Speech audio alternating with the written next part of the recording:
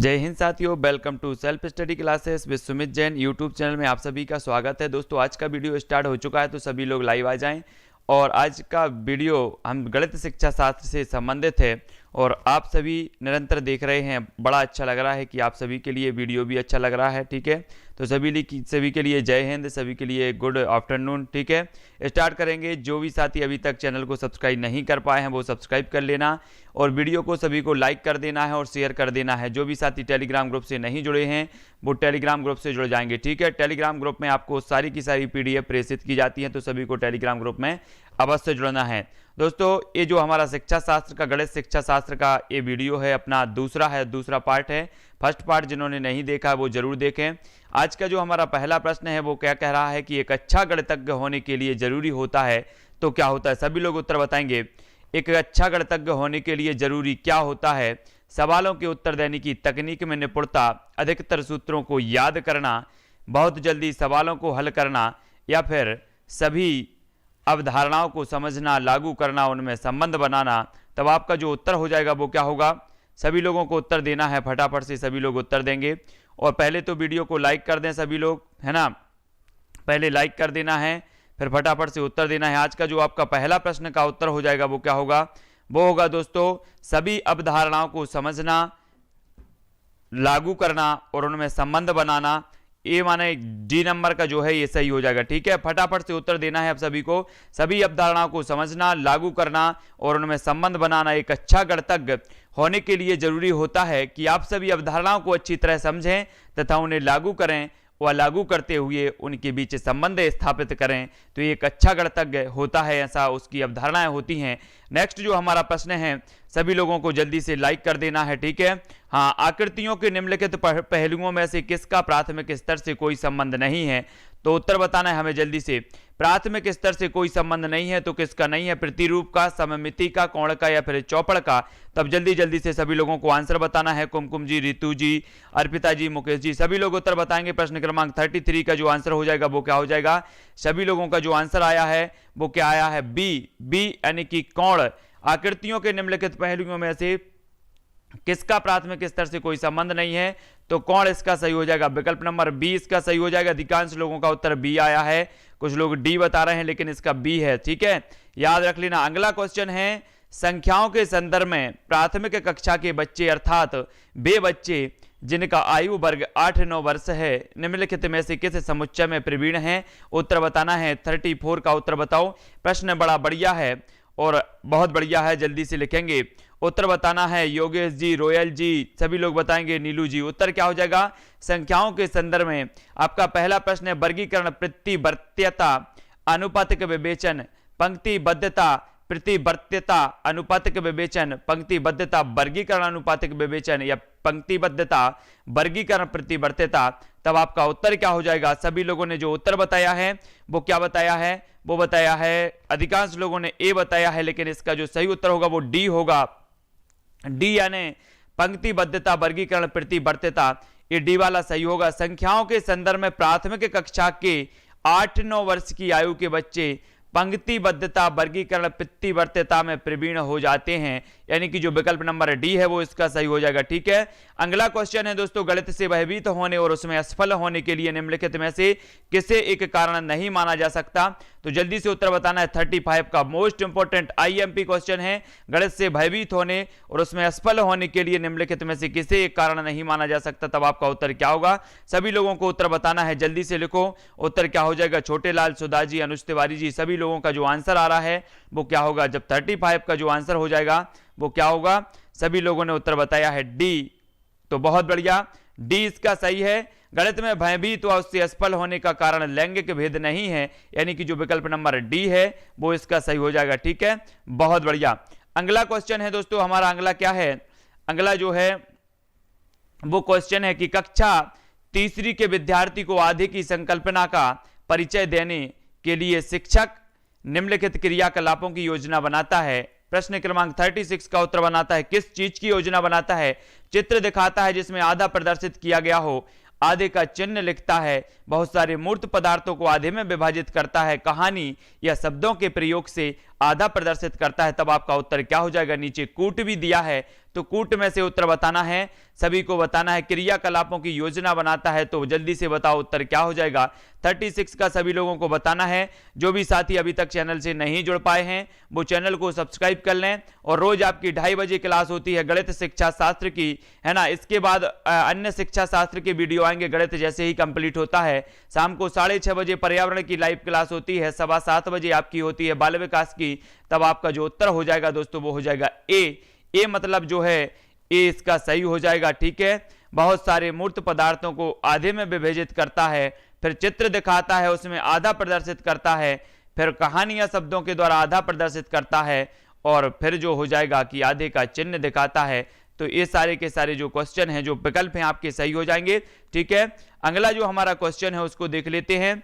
अगला क्वेश्चन बहुत ही महत्वपूर्ण प्रश्न है, एक गणित से संबंधित। तो जल्दी से उत्तर बताना है कि प्राथमिक स्तर पर गणित की पहेलियां मदद करती हैं। तो जल्दी से बताना है किस चीज में मदद करती हैं। कक्षा के प्रतिभा संपन्न विद्यार्थियों को पहचानने में, विद्यार्थियों को मनोरंजन प्रदान करने में, समस्या सुलझाने के कौशलों को परखने में, या फिर समस्या सुलझाने के कौशलों को प्रोत्साहित करने में। तो प्राथमिक स्तर पर गणित की पहेलियां मदद करती हैं, तो किस चीज में मदद करती हैं, सभी लोगों का उत्तर आना चाहिए। जल्दी जल्दी से 37 का उत्तर सभी को बताना है। रितु जी, मुकेश जी सभी लोग उत्तर बताएंगे। तब आपका जो उत्तर हो जाएगा, सरोज जी, सृष्टि जी आपका उत्तर होगा। अंजना जी क्या होगा, 37 का सभी लोगों ने आंसर बताया है डी, यानी कि समस्या सुलझाने के कौशलों को प्रोत्साहित करने के लिए प्राथमिक स्तर पर गणित की पहेलियां जो है मदद करती हैं। डी नंबर का इसका सही हो जाएगा, ठीक है। गणित की प्रकृति तार्किक होती है, सभी को पता है। गणित विषय के अध्ययन से प्राथमिक स्तर के बच्चों की बुद्धि जो शक्ति का तार्किक विकास होता है, इसलिए प्राथमिक स्तर पर गणित की पहेलियां समस्या सुलझाने के लिए कौशलों को प्रोत्साहित करने में मदद करती हैं। अब आपका अगला क्वेश्चन है, गणितीय संचारण उल्लेख करता है तो क्या करता है। गणितीय विचारों को समाहित और संगठित करने की, समस्याओं को सुलझाने की क्षमता, गणितीय प्रश्नोत्तरी में भाग लेने का कौशल, या फिर गणित के, जल्दी से बताना है क्या हो जाएगा सही उत्तर, सभी लोग बताएंगे। फटाफट से बताना है। गणित के कक्ष में बोलने की क्षमता, उत्तर क्या हो जाएगा। 38 का आंसर सभी लोगों को बताना है। तब सभी लोग जो उत्तर बता रहे हैं वो क्या बता रहे हैं, बहुत बढ़िया। इसका जो सही उत्तर हो जाएगा 38 का हो जाएगा दोस्तों विकल्प नंबर ए, गणितीय विचारों को समाहित और संगठित करने की क्षमता। गणितीय संचारण उल्लेख करता है तो क्या करता है, गणितीय विचारों को समाहित और संगठित करने की क्षमता को उल्लेख करता है। सभी लोगों को याद रख लेना है, विकल्प नंबर ए इसका सही हो जाएगा। अगला हमारा प्रश्न है दोस्तों, यदि एक शिक्षार्थी पूर्णांकों, भिन्नों और दशमलव संख्याओं पर चरों, आधारभूत संक्रियाओं संपन्न करने में समर्थ है तो वह विभाज्यात्मक अवस्था में है, उपादान अवस्था में है, संक्रियात्मक अवस्था में है, या परिमाणात्मक अवस्था में है। तो किस अवस्था में है, सभी लोग उत्तर बताएंगे। और जल्दी उत्तर बताना है। 39 का उत्तर सभी लोगों को बताना है कि जो वह शिक्षार्थी है वह किस अवस्था में है। तब आपका जो आंसर हो जाएगा वो क्या होगा, मोस्ट इंपॉर्टेंट है। सभी लोगों का आंसर आ रहा है सी, संक्रियात्मक अवस्था। सभी लोगों को जल्दी जल्दी से बताना है। तो इसका सही जो आंसर हो जाएगा वो होगा सी, संक्रियात्मक अवस्था। बहुत बढ़िया, है ना। आपने पढ़े होंगे, प्याजे साहब को पढ़ा है। प्याजे साहब ने विकास की 4 अवस्थाएं बताई हैं, है ना। उन्हीं में से एक संक्रियात्मक अवस्था है, सभी को याद रख लेना है।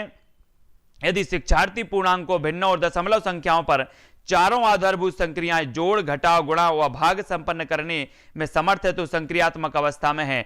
ये याद रख लेना, जोड़, घटाव, गुणा और भाग अगर इसमें समर्थ है तो वह किस अवस्था में है, संक्रियात्मक अवस्था में है, ठीक है। सभी को याद रख लेना है ना।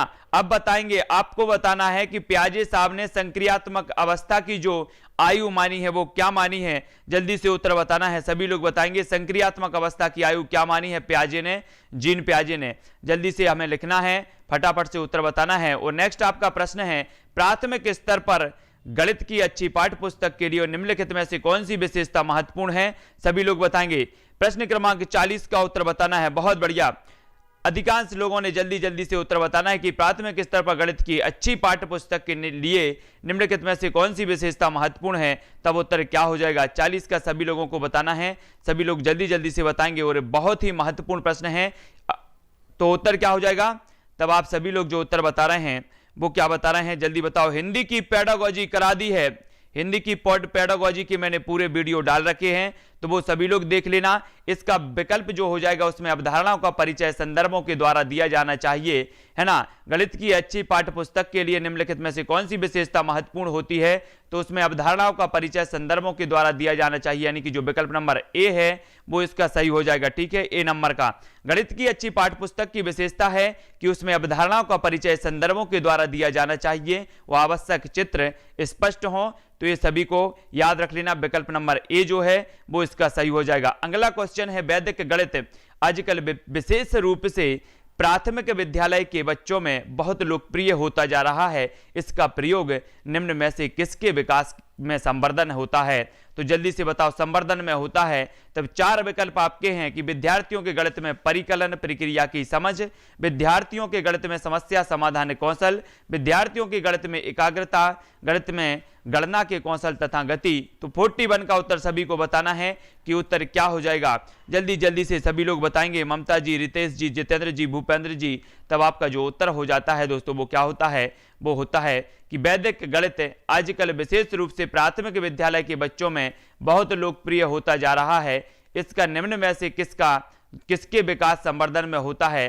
तब आपका जो उत्तर हो जाएगा वो क्या हो जाएगा, वो होगा डी, यानी कि वैदिक गणित का प्रयोग गणना के कौशल तथा गति के विकास में सहायक है ना। गणना के कौशल और गति के विकास में सहायक है, इसलिए जो है ये बहुत ही प्रचलित होता जा रहा है प्राथमिक स्तर में।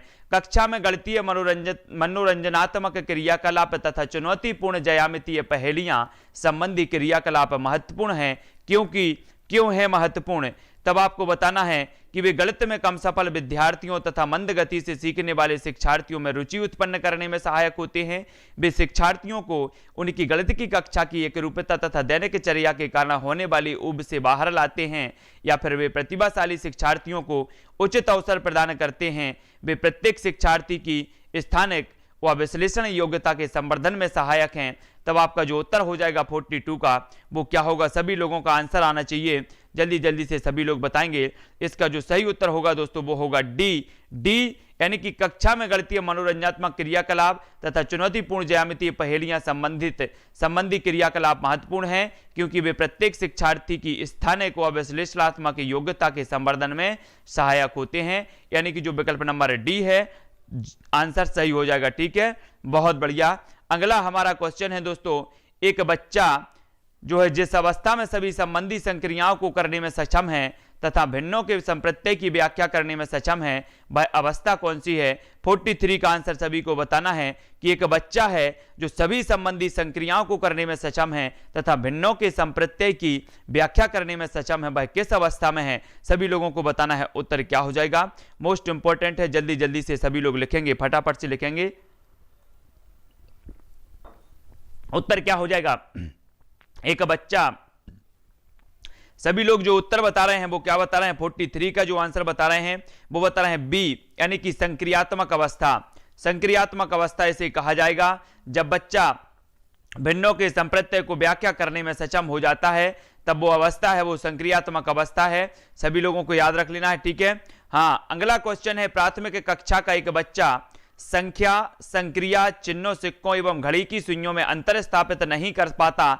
यह तथ्य इंगित करता है कि इस बच्चे को निम्न में से किस क्षेत्र में समस्या है। जल्दी से बताओ, बहुत बढ़िया प्रश्न है और ऐसे प्रश्न कई बार पूछे जाते हैं, तो उत्तर हमें बताना है। उत्तर क्या हो जाएगा कि एक बच्चा है संख्या, संक्रिया, चिन्हों, सिक्कों एवं घड़ी की सुइयों में अंतर स्थापित नहीं कर पाता है। यह तथ्य इंगित करता है कि इस बच्चे को निम्न में से किस प्रक्षेत्र में समस्या है। तो किस प्रक्षेत्र में समस्या है सभी को उत्तर बताना है। तब आपका जो आंसर हो जाता है दोस्तों वो क्या हो जाता है, जल्दी से उत्तर लिखो। आंसर हो जाता है आपका विकल्प नंबर बी, यानी कि दृश्य प्रक्रमण, है ना। दृश्य प्रक्रम इसका सही हो जाएगा। बच्चे को दृश्य प्रक्रम से संबंधित समस्या है क्योंकि वह विभिन्न दृश्यात्मक वस्तुओं में भेद नहीं कर पा रहा है, यानी कि जो विकल्प नंबर बी है वो इसका सही हो जाएगा। ठीक है, मंगल जी, परमाल जी, बहुत बढ़िया। अगला हमारा क्वेश्चन है कि निम्न ग्रिड वर्गाकार कागज पर खींचा गया है ना। अब खींचा गया है, यह निरूपण किसकी ओर संकेत करता है, हमें बताना है कि ये किसकी ओर संकेत करता है। जल्दी से बताओ। ये आपको एक आकृति दी गई है और इसमें एक निरूपण किया गया है, तब आपको बताना है कि ये जो निरूपण है ये किसकी ओर संकेत करता है। ये 4 विकल्प भी हैं, तो जल्दी से उत्तर लिखना है, बहुत ही महत्वपूर्ण। अगर इस प्रकार के प्रश्न आ जाते हैं तब आपको समझना बहुत जरूरी है। स्थायी मानक की अवधारणा, दहाई और इकाई की तुल्यता या फिर गणितीय खेल, सभी लोग बताएंगे उत्तर क्या हो जाएगा राहुल सोनी जी। तब आपका जो उत्तर हो जाएगा वो क्या हो जाएगा, वो हो जाएगा दहाई और इकाई की तुल्यता, यानी कि जो विकल्प नंबर बी है वो इसका सही हो जाएगा, है ना। इकाई और दहाई की तुल्यता इसका हो जाएगा। तो याद रख लेना, इस प्रकार से पूछा जाता है, विकल्प नंबर बी इसका सही हो जाएगा, ठीक है, बी नंबर का सही हो जाएगा। इस बार कैसे कई बार प्रश्न पूछे जाते हैं, है ना, आप सभी को याद रख लेना है। इकाई और दहाई की नहीं दोस्तों, इसका उत्तर होगा ए। इसके माध्यम से स्थानीय मान की अवधारणा को पढ़ाया जा सकता है। इकाई 3, 3 दहाई, यानी स्थानीय मान इसका सही होगा, विकल्प नंबर ए इसका सही हो जाएगा। देख लो जरा फिर से, हाँ, स्थानीय मान इसका सही हो जाएगा, विकल्प नंबर ए सही होगा। स्थानीय मान की अवधारणा, ठीक है, स्थानीय मान की अवधारणा इसका सही हो जाएगा, ए इसका सही लेना। जिनने भी ये बताया है उनका बहुत बढ़िया आंसर है, सही आंसर है, स्थानीय मान की अवधारणा है, ये सभी को याद रख लेना है, ठीक है, बहुत बढ़िया। इसके माध्यम से स्थानीय मान की अवधारणा को पढ़ाया जा सकता है, 3 इकाई और 3 दहाई, बहुत बढ़िया, सभी लोगों ने बिल्कुल सही बताया है। कक्षा 4 की पाठ्य पुस्तक से दी गई निम्नलिखित समस्याओं में से कौन सी बहु अनुशासनात्मक समस्या की ओर संकेत करती है। तब आपका प्रथम जो प्रश्न है वो है कि दी गई आकृति की दर्पण छवि का आरेख बनाइए।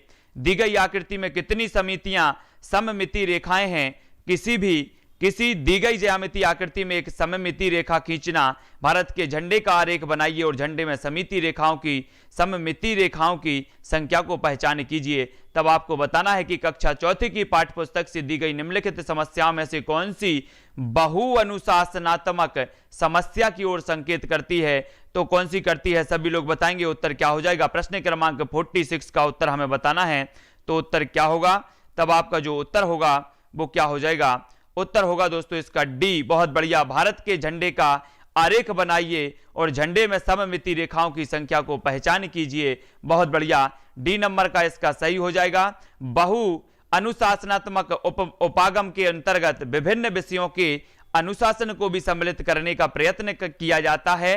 भारत के झंडे का आरेख बनवाने से छात्रों को माप, समानांतर रेखा, आकृति आदि, गणित, विभिन्न देशों के झंडे, उनकी महत्ता, सामाजिक विज्ञान, रंग, कला आदि के बारे में बताया जाता है। यानी कि भारत के झंडे का आरेख बनाइए और झंडे में सममिति रेखाओं की संख्या कीजिए, ए इसका विकल्प नंबर डी सही हो जाएगा, ठीक है। अगला जो हमारा प्रश्न है दोस्तों वो क्या है, वो है कि गणित में प्रक्रमण संबंधी प्रवाह पूर्णता का अर्थ है नियमों, सूत्रों और आकलन विधियों, कलन गणित का ज्ञान होना और परिशुद्धता, लचीलेपन एवं निपुणता के साथ उनका क्रियान्वयन करना।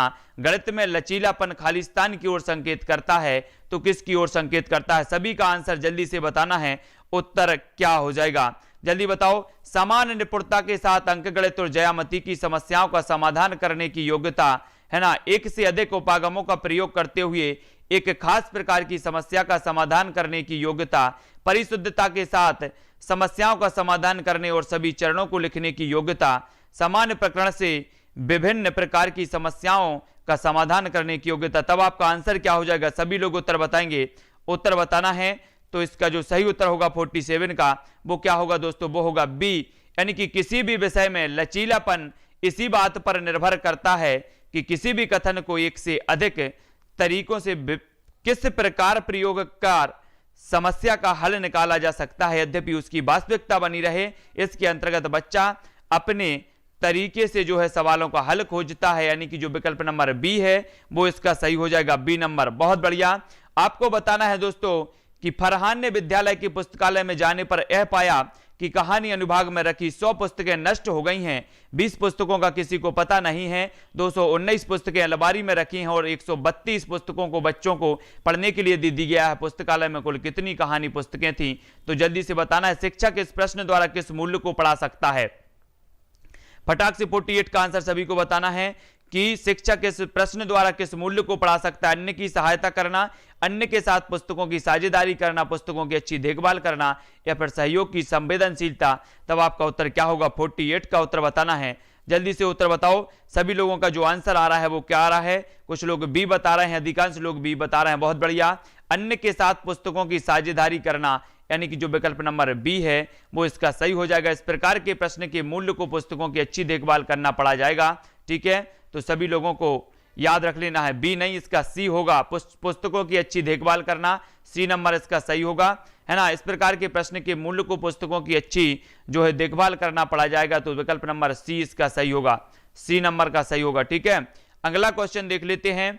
अगला जो हमारा क्वेश्चन है, निम्नलिखित पर विचार कीजिए। निम्न पर विचार करना है, क्या विचार करना है? जल्दी से करो। 5 + 3 बराबर इस सीमित उत्तर का तदनुरूपी मुक्त उत्तर प्रश्न होगा, क्या होगा? सभी को बताना है, जल्दी से बताओ। प्रश्न क्रमांक 49 का उत्तर सभी लोगों को बताना है, जल्दी से फटाफट। विकल्प भी देखो, नहीं जल्दी से बताना है उत्तर क्या हो जाएगा। निम्नलिखित पर विचार कीजिए, 5 + 3, जल्दी बताओ। इस सीमित उत्तर प्रश्न का तदनुरूपी मुक्त उत्तर प्रश्न क्या है? तब आपका उत्तर जो होगा वो होगा सी, यानी कि कोई ऐसी दो संख्याएं बताइए जिनका योग क्या है? 8 है ना, बहुत बढ़िया। तदनुरूपी मुक्त जो उत्तर होगा तो वो होगा सी की कोई ऐसी दो संख्याएं बताइए जिनका जो है योग 8 है, ये सही हो जाएगा, सी वाला। ठीक है, हाँ याद रख लेना, सी वाला सही है ना। 50 नंबर का क्वेश्चन हमें बताना है, आपको बताना है कि कक्षा तीसरी में गुणन की इकाई में अनुमोदित मूल्य संकल्पना है, तो क्या है? प्रश्न क्रमांक 50 का उत्तर सभी लोगों को बताना है, जल्दी से बताओ उत्तर क्या हो जाएगा। राघवेंद्र दीक्षित जी, सीटीईटी का जरा सिलेबस उठा के देखना और वर्ग 3 का सिलेबस उठा के देखना क्या है ना। जरा देखो सिलेबस उठा के, कक्षा तीसरी में गुणन की इकाई में अनुमोदित मूल संकल्पना है, तो क्या है? सभी लोग उत्तर बताना है। तो प्रश्न क्रमांक 50 का उत्तर बताना है, इसका जो उत्तर हो जाएगा वो क्या होगा? तब आपका उत्तर होगा गुणन के गुणधर्म, क्रम गुण और समूह गुण, यानी कि जो विकल्प नंबर बी है वो इसका सही हो जाएगा, बी नंबर का। ठीक है, बहुत बढ़िया। कक्षा 3 में गुणन की इकाई में अनुमोदित मूल संकल्पना गुणन के गुणधर्म, क्रम और गुण और समूह गुण की मूल संकल्पना है, तो विकल्प नंबर जो बी है वो इसका सही हो जाएगा। ठीक है, अगला क्वेश्चन है, भिन्न की इकाई से शिक्षक ने छात्रों से किन्हीं 5 भिन्नों की सूची बनाने के लिए कहा। यह प्रश्न संकेत करता है, तो किस ओर संकेत करता है? सभी का आंसर फटाफट से आना चाहिए।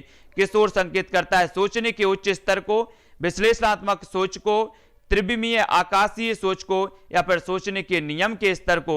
तो 51 का आंसर सभी को बताना है, उत्तर क्या हो जाएगा। भिन्न की इकाई से शिक्षक ने छात्रों से किन्हीं 5 भिन्नों की सूची बनाने के लिए कहा। यह प्रश्न संकेत करता है, तो किस ओर संकेत करता है? तब आपका 51 का जो आंसर हो जाएगा वो क्या होगा? वो होगा डी, यानी कि सोचने के निम्न स्तर को। डी नंबर का इसका सही हो जाएगा, बहुत बढ़िया। डी नंबर रचना जी ने सही बताया है, डी नंबर इसका सही होगा। भिन्न की इकाई से शिक्षक ने छात्रों से किन्हीं 5 भिन्नों की सूची बनाने के लिए कहा। इस प्रकार से यह संकेत प्राप्त होता है कि शिक्षक शिक्षार्थी के सोचने के निम्न स्तर की जांच कर रहा है। ठीक है, अगला क्वेश्चन देख लेते हैं। अगला क्वेश्चन है, निम्नलिखित कक्षा तीसरी की पाठ्यपुस्तक में से एक समस्या है। निम्नलिखित समस्या को हल करने के लिए कौन सी गणितीय संक्रिया का प्रयोग किया जाएगा?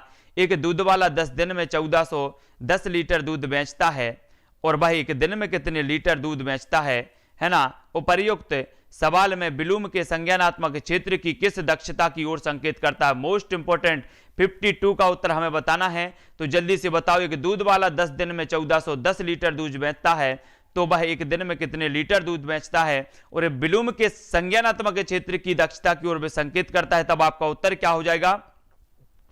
तब सभी लोग उत्तर बता रहे हैं डी, विश्लेषण, तो इसका उत्तर भी डी होगा। प्रश्न ब्लूम के संज्ञानात्मक क्षेत्र की विश्लेषण दक्षता की ओर संकेत करता है, तो डी नंबर इसका सही हो जाएगा, बहुत बढ़िया। सभी लोगों ने डी उत्तर बिल्कुल सही बताया है। ठीक है, अगला क्वेश्चन है, निम्नलिखित कक्षा 5 की पाठ्यपुस्तक में से एक सवाल है। यहां 4 खंबे हैं जिनका माप क्रमशः 105 सेंटीमीटर, 215 सेंटीमीटर, 150 सेंटीमीटर, 235 सेंटीमीटर है। यदि उन्हें समान लंबाई के, आगे भी देख लेते हैं, यदि उन्हें समान लंबाई के टुकड़ों में काटना है तो प्रत्येक टुकड़े की अधिकतम लंबाई क्या होगी? यह सवाल खालिस्तान के लिए पूछा गया है, जल्दी बताओ। HCF तथा तल सीएम पर आधारित शब्द समस्याओं का अध्ययन देने, गुणक और गुणज के ज्ञान की परीक्षा, HCF ज्ञात करने के कौशल की जांच, या फिर सीखी गई संकल्पनाओं का प्रयोग करते हुए समस्या समाधान कौशल को बढ़ाना। तो सभी लोगों ने उत्तर देख भी लिया है कि उत्तर डी है। बहुत बढ़िया, सीखी गई संकल्पनाओं का प्रयोग करते हुए समस्या समाधान कौशल को बढ़ाना, ये विकल्प नंबर जो डी है वो इसका सही हो जाएगा। अगला हमारा क्वेश्चन है दोस्तों, वो क्या है कि एक बच्चा संख्याओं, क्रियाओं और संकेतों, घड़ी के दो कांटों, विभिन्न सिक्कों आदि में अंतर करने में कठिनाई प्रदर्शित करता है। इसका निहितार्थ है कि जो विशिष्ट बाधाएं उसके सीखने को प्रभावित कर रही हैं वे बाधाएं हमें बतानी हैं। तब जल्दी से फटाक से उत्तर बताना है। उत्तर क्या हो जाएगा? कमजोर गतिक कौशल, पढ़ना और लिखना कौशल, कमजोर शाब्दिक चाक्षुष श्रव्य और कार्यकारी स्मृति, कमजोर चाक्षुष प्रक्रमण योग्यता जैसे चाक्षुष विभेदीकरण, स्थानिक संगठन और चाक्षुष समन्वय, कमजोर भाषा प्रक्रमण योग्यता जैसे अभिव्यक्ति शब्द भंडार और श्रव्य प्रक्रमण। तो आपका उत्तर क्या होगा तब आपको बताना है। 54 का आंसर सभी लोगों का जो आ रहा है, अधिकांश लोगों ने उत्तर डी बताया है, कुछ लोग ए बता रहे हैं, कुछ लोग सी बता रहे हैं, लेकिन उत्तर है सी, है ना। बहुत बढ़िया सृष्टि जी, कमजोर चाक्षुष प्रकरण योग्यता जैसे चाक्षुष विभेदीकरण, स्थानिक संगठन और चाक्षुष समन्वय। तो यहां पर अपना प्रश्न क्या था कि एक बच्चा संख्याओं, संक्रियाओं और संकेतों, घड़ी के दो कांटों, विभिन्न सिक्कों आदि में अंतर करने में कठिनाई प्रदर्शित करता है, तब वह कमजोर चाक्षुष प्रकरण में योग्यता जैसे चाक्षुष विभेदीकरण, स्थानिक संगठन और चाक्षुष समन्वय, है ना, से प्रभावित हो रहा है। ठीक है, विकल्प नंबर सी इसका सही हो जाएगा। बहुत बढ़िया। अगला हमारा क्वेश्चन है वो क्या है? उच्च क्रमीय चिंतन कौशल पर आधारित प्रश्न मांग करते हैं। तो किसकी मांग करते हैं? 55 का उत्तर सभी को बताना है। जल्दी से उत्तर बताना है। प्रीति जी, रमीत जी, अंजलि जी, पूजा जी, कल्पना जी, सभी लोग उत्तर बताएंगे कि उच्च क्रमिक चिंतन कौशल पर आधारित प्रश्न मांग करते हैं। क्या करते हैं? एल्गोरिथम के ज्ञान की, संकेतों और चित्रों के ज्ञान की, कुछ सीमा तक संज्ञानात्मक प्रयास और ज्ञान की, तथ्यों, नियमों, सूत्रों के ज्ञान की। तो आपका उत्तर क्या होगा? 55 का सभी लोगों को बताना है। दीक्षा जी, अंजलि जी, सभी लोग बताएंगे। 55 का जो आंसर हो जाएगा दोस्तों वो होगा आपका सी, यानी कि कुछ सीमा तक संज्ञानात्मक प्रयास और ज्ञान की। उच्च क्रमिक चिंतन कौशल पर आधारित प्रश्न मांग करते हैं, तो एक सीमा तक संज्ञानात्मक प्रयास और ज्ञान की, है ना, सी नंबर इसका सही होगा। उच्च क्रमीय चिंतन कौशल पर आधारित प्रश्न कुछ सीमा तक संज्ञानात्मक प्रयास और ज्ञान की मांग करते हैं, यानी कि जो विकल्प नंबर सी है वो इसका सही हो जाएगा। किन दो संख्याओं को गुणा करने पर 24 गुणनफल प्राप्त होगा? यह प्रश्न बुद्ध अंत वाला प्रश्न है, क्योंकि इसके निश्चित संख्या में उत्तर है। बच्चे को सामान्य समस्या समाधान रणनीतियों को सुझाता है ताकि वह सही उत्तर दे सके। अधिसंज्ञानात्मक रूप से चिन्हित करने में बच्चे की सहायता करता है, या फिर मुक्त अंत वाला प्रश्न है, क्योंकि इसके एक से अधिक उत्तर हैं। तो सभी लोगों को उत्तर बताना है। प्रश्न क्रमांक 56 का आंसर क्या हो जाएगा? जल्दी जल्दी से बताओ। सुंदर जी, परमाल जी, कपिल जी, जल्दी से उत्तर बताना है। तब आपका 56 का जो आंसर हो जाएगा वो क्या हो जाएगा? अधिकांश लोगों ने बताया है सी और कुछ लोगों ने बताया है डी। तो आपको देख लेना है 56 का जो आपका आंसर होगा वो होगा डी, यानी कि किन्हीं दो संख्या को गुणा करने पर 24 गुणनफल प्राप्त होगा। यह प्रश्न मुक्त अंत वाला प्रश्न है, क्योंकि इसके एक से अधिक उत्तर हो सकते हैं, यानी कि जो विकल्प नंबर डी है वो इसका सही हो जाएगा। ठीक है, बहुत बढ़िया। सभी लोग लाइक जरूर कर देना वीडियो को। अब दोस्तों हमें बताना है, क्या बताना है कि कक्षा 3 में 2 अंकीय इस प्रकार के प्रश्न भी आपसे पूछे जाएंगे कि कक्षा 3 में 2 अंकीय संख्याओं के व्यवकलन को प्रस्तुत करने के लिए शिक्षक निम्नलिखित चरणों का अनुगमन करता है। चरण 1, स्थानीय मान व्यवस्था की समझ के साथ 2 अंकीय संख्याओं की पुनरावृत्ति। चरण 2, यह प्रदर्शित करने के लिए कि छोटी संख्या को बड़ी संख्या में से घटाया जा सकता है, टैली चिन्हों का प्रयोग करना। चरण 3, स्थानीय मान के प्रत्येक कॉलम के अंतर्गत संख्याओं के व्यवकलन का अनुप्रयोग करना। इस स्थिति में शिक्षक खालिस्तान से पाठ का विकास कर रहा है। जल्दी से बताओ किससे पाठ का विकास कर रहा है? फिर आपका विकल्प नंबर ए जो हो जाता है वो क्या होता है? सभी लोगों को बताना है। तो संक्रिया, व्यवस्था, संकल्पना, परिकल्पना, प्रक्रिया, परिकलन, प्रक्रिया, व्यवस्था, संकल्पना, संक्रिया, व्यवस्था, संकल्पना, परिकलन, प्रक्रिया, संक्रिया। तो सभी को उत्तर बताना है। प्रश्न क्रमांक 57 का आंसर क्या हो जाएगा? बहुत ही अच्छे प्रश्न और अच्छे लेवल के आपके प्रश्न हैं। तो इसका सही उत्तर क्या होगा? 57 का सी होगा, व्यवस्था, संकल्पना, परिकलन प्रक्रिया और संक्रिया। दिए गए चरणों का अनुगमन करने पर यह क्रम प्राप्त होता है कि व्यवस्था, संकल्पना, परिकल्पना, प्रक्रिया और संक्रिया, यानी कि जो विकल्प नंबर सी है वो इसका सही होगा। ठीक है, सी नंबर का सही होगा। अगला क्वेश्चन है, सबसे उपयुक्त व्यूह रचना जिसका प्रयोग धनराशि के योग की कुशलता को आत्मसात करने के लिए किया जा सकता है वो कौन सा है? 58 का उत्तर हमें बताना है, तो जल्दी से उत्तर बताओ। सबसे उपयुक्त व्यूह रचना जिसका प्रयोग धनराशि के योग की कुशलता को आत्मसात करने के लिए किया जा सकता है वो व्यूह रचना कौन सी है? सबसे उपयुक्त जो है, तो जल्दी से बताना है। तो उत्तर क्या हो जाएगा? जल्दी से बताओ। प्रश्न क्रमांक 58 का उत्तर बताना है, जल्दी से बताओ। ये टेस्ट चल रहा है अपना, टेस्ट सीरीज है ना, विस्तृत अध्ययन अपना नहीं चल रहा है भाई राघवेंद्र जी, है ना। तो जल्दी जल्दी से बताया करो कि सबसे उपयुक्त व्यूह रचना जो है जिसका प्रयोग धनराशि के योग की कुशलता को आत्मसात करने के लिए किया जा सकता है, तब आपका उत्तर होगा भूमिका निर्वाह है, यानी कि रोल प्ले, है ना। ए नंबर का इसका सही होगा। सबसे उपयुक्त व्यूह रचना किसका प्रयोग धनराशि के योग की कुशलता को आत्मसात करने के लिए भूमिका निर्वाह किया जा सकता है, तब आपका ए नंबर का इसका सही होगा। ठीक है, अगला प्रश्न है, कक्षा 3 के विद्यार्थियों को संख्या पद्धति पढ़ाने का उद्देश्य है तो क्या है? 59 का उत्तर हमें बताना है, जल्दी से उत्तर बताओ। उत्तर क्या होगा? सभी लोगों को जल्दी जल्दी से उत्तर बताना है। 59 का, कक्षा 3 के विद्यार्थियों को संख्या पद्धति पढ़ाने का उद्देश्य है तो क्या है? हमें बताना है 4 अंकों वाली संख्या के योग और व्यवकलन के कौशल में प्रवीणता प्राप्त करना, बड़ी संख्याओं को पढ़ने के कौशल में प्रवीणता प्राप्त करना, 6 अंकों तक गणना करना, संख्याओं का जो है संख्याओं को सैकड़ा, दहाइयों, इकाइयों के समूह के रूप में देखना और स्थानीय मानों की सार्थकता को समझना। तो उत्तर बताना है, जल्दी से उत्तर बताओ। सभी लोग बताएंगे प्रश्न क्रमांक 59 का उत्तर क्या हो जाएगा? तब आपका उत्तर होगा दोस्तों डी, कि संख्याओं को सैकड़ा, दहाइयों और इकाइयों के समूह के रूप में देखना और स्थानीय मानों को सार्थकता को समझना। कक्षा 3 के विद्यार्थियों को संख्या पद्धति पढ़ाने का उद्देश्य क्या है? तो उद्देश्य यही है कि संख्याओं को सैकड़ा, दहाइयों, इकाइयों के समूह के रूप में देखना और स्थानीय मानों की जो है सार्थकता को समझना, यानी कि जो विकल्प नंबर डी है इसका सही हो जाएगा। तब आपका जो है अगला क्वेश्चन है कि रिजुल एक गति संवेदी शिक्षार्थी है, उसकी शिक्षिका सुश्री नेहा उसकी अधिगम शैली को समझती है, तो उसकी गुणन की संकल्पना को स्पष्ट करने के लिए अगला जो हमारा प्रश्न हो जाएगा वो क्या होगा?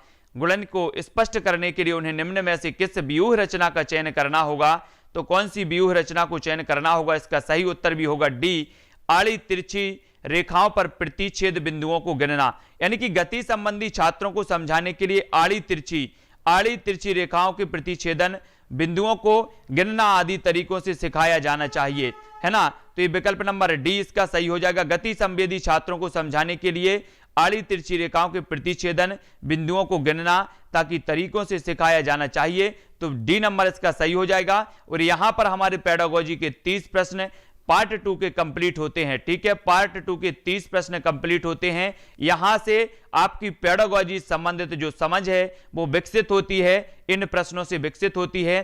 तो आपको वीडियो कैसा लगा जरूर कमेंट में बताएं और वीडियो को जो है लाइक जरूर करना है सभी लोगों को। ठीक है, सभी लोग लाइक करेंगे और ये जो है नेक्स्ट आपका जो वीडियो होगा वो इसी टाइम पर होगा, है ना। शिक्षा शास्त्र से संबंधित और आपकी सारे विषयों की जो शिक्षा शास्त्र से संबंधित क्लास है वो 2:30 यानी कि 2:30 बजे अपनी ये क्लास चलती है रोज। तो पूरी की पूरी शिक्षा शास्त्र, आपकी हिंदी की शिक्षा शास्त्र मैंने करवा दी है विस्तृत रूप से। अब हिंदी का टेस्ट सीरीज आपका आना है, हिंदी की पूरी विस्तृत रूप से मैंने पेडागोजी आपकी करवाई है। और अब हम सभी लोग जो लाएंगे वो क्या लाएंगे? टेस्ट सीरीज लाएंगे। ठीक है, हिंदी की, तो हिंदी की टेस्ट सीरीज भी हमें लगाना है और साथ ही मैथ की पेडागोजी जैसे ही हमें खत्म होती है ना, उसके बाद ठीक है ये सभी लोगों को समझना है ना।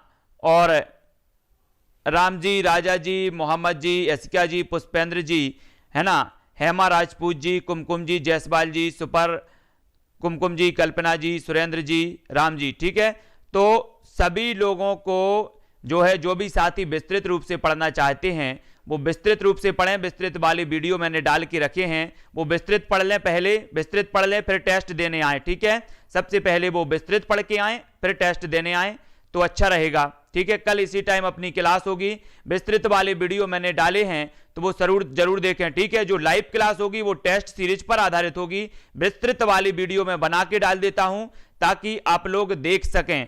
तो वीडियो बना के मैं डाल देता हूं, वो सभी को देखना है। और जो भी लाइव क्लासें होती हैं वो लाइव क्लासें सिर्फ स्टूडेंट और मेरी आपका जवाब क्वेश्चन इसी प्रकार से लाइव क्लासें चलती हैं और वो ही लाइव क्लासें सही रहती हैं जब स्टूडेंट जवाब दें, प्रश्न का उत्तर दें। ठीक है, और विस्तृत क्लास अगर देखना है तो अब वीडियो देखें, पिछले वीडियो देख लें। ठीक है, संस्कृत की क्लास जैसे ही हमारी पेडागोजी मैथ की खत्म होगी उसके बाद अन्य आने वाले जितने भी अपने वीडियो होंगे, ठीक है, जितने भी अपने विषय हैं उनकी पेडागोजी इसी समय आएगी और टेस्ट सीरीज की आएगी। ठीक है, जो भी विस्तृत पढ़ना चाहते हैं वो पढ़ें, पहले प्लेलिस्ट में जाके देखें। विस्तृत भी आपका है अध्ययन, पर्यावरण से संबंधित, पेडागोजी से संबंधित भी आने वाले हैं विस्तृत अध्ययन, हिंदी की विस्तृत अध्ययन, पेडागोजी की वो भी डले हैं तो वो पढ़ें विस्तृत अध्ययन। ठीक है, सभी लोग देखें, प्लेलिस्ट में जाके देखें विस्तृत अध्ययन। पर्यावरण का आपका विस्तृत अध्ययन लगभग कंप्लीट हो चुका है पूरा टॉपिक वाइज, और अब जो बाल विकास का विस्तृत अध्ययन की वीडियो भी आपके टॉपिक वाइज एक के बाद एक आएंगे। तो जो भी विस्तृत पढ़ना चाहते वो वहां से विस्तृत पढ़ें, वीडियो रखे हैं टेलीग्राम आपकी प्लेलिस्ट में है वो देख लेना है। और साथियों जब अपनी लाइव क्लास होती है तो ये टेस्ट सीरीज पर होगी और टेस्ट सीरीज में आपको उत्तर बताने होते हैं। ठीक है, इसके अलावा और कुछ नहीं, तो विस्तृत भी पढ़ें और टेस्ट भी दें। अब आपकी क्लास होगी हिंदी साहित्य की विस्तृत अध्ययन की 4 बजे से। ठीक है, और आपकी 6:30 बजे टेस्ट सीरीज होगी पर्यावरण की, 7:15 पर आपकी टेस्ट सीरीज होगी बाल विकास की। तो उन क्लासों से सभी को जुड़ना है। और विस्तृत अध्ययन के जो वीडियो हैं मैं आपको डालता हूं, उस विस्तृत अध्ययन की कोई लाइव क्लास नहीं होती। ठीक है, उसको वीडियो बना के मैं डाल देता हूं ताकि आप जब चाहो जब देख सको। और वीडियो को सभी को लाइक करना है, शेयर करना है। जो भी साथी जुड़ना चाहते हैं टेलीग्राम ग्रुप में वो टेलीग्राम ग्रुप में जुड़ सकते हैं। ठीक है, वहां पर आपको पीडीएफ और स्टडी मटेरियल प्रेषित किए जाते हैं। तो टेलीग्राम ग्रुप में जुड़ें। टेलीग्राम ग्रुप से जुड़ने के लिए आप टेलीग्राम ऐप डाउनलोड करो और उसमें सर्च करो IAS स्टडी ट्रिक और ज्वाइन हो जाओ। ठीक है, टेलीग्राम ग्रुप में बहुत सारे लोग जुड़े हैं जहां पर अध्ययन कर रहे हैं सभी लोग और सभी को नोट्स प्रोवाइड किए जाते हैं, तो वो भी टेलीग्राम ग्रुप से जुड़ सकते हो। ठीक है, आज के वीडियो के लिए दोस्तों बस इतना ही। नेक्स्ट वीडियो आपका जो वर्ग 3 से संबंधित है वो वर्ग 3 से 6:30 बजे और 7:15 बजे आएगा। ठीक है, तो आज के लिए इतना ही। जय हिंद।